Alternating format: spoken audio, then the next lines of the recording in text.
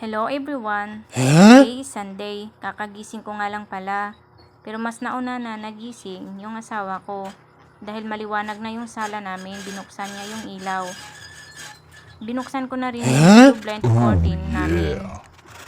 Pagkabukas ng pinto ng bahay namin, ay papasok agad yung aso naming puti na si Kie. Pinatay ko na ang ilaw para hindi tataas yung bill ng kuryente namin. Ay, Diyos ko Lord! Bago ang lahat, inom muna tayo ng mainit na tabliya kape. Si nanay po ang gumagawa nito, guys. Kape muna tayo sa umaga. Kumain na rin si nanay ng konti. Yung kanin, nilagyan niya ng kape na tabliya. At pagkatapos ay binalatan na agad ni nanay yung kamuting kahoy namin na gagamitin para sa aming puto balanghoy na gagawin mamaya. At yung asawa ko naman ay maagang nagpapakain sa mga manok niyang pangsabong. Uy, Diyos ko Lord!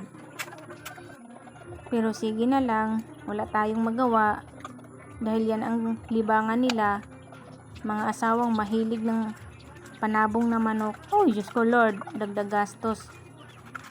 Dagdag gastos na naman sa pakain ng pigs. Oh, Diyos ko Lord. Iba yung manok sa likod at iba naman yung manok na pinakain niya doon sa may harap ng bahay. Oh, Diyos ko Lord. Pagkatapos magpakain sa mga manok niyang pangsabong, ay naglinis naman ng kulungan ng baboy yung asawa ko. At pagkatapos, ay binigyan niya na ng pagkain feeds yung mga alaga naming baboy. Ganado kumain yung aming inahin kapag may halo yung pagkain niya. Hoy, thank you Lord!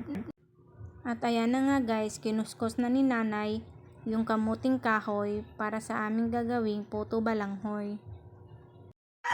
At hinugasan ko muna yung mga puto molders na ating gagamitin para sa ating puto balanghoy. At ayan na nga guys, yung kinadkad na kamuting kahoy at hinaluan ko na siya ng niyog. Ilagyan ko ng asukal, vanilla at konting asin. Imikos-mikos lang natin para ma-mix yung lahat ng ingredients.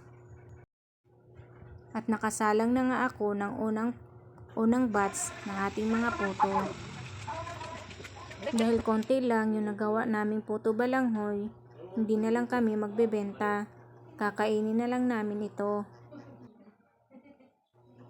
First time ko nga pala gumawa ng puto balanghoy.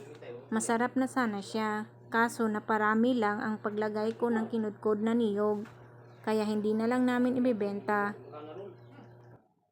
Sabi nga nila, try and try until mix perfect.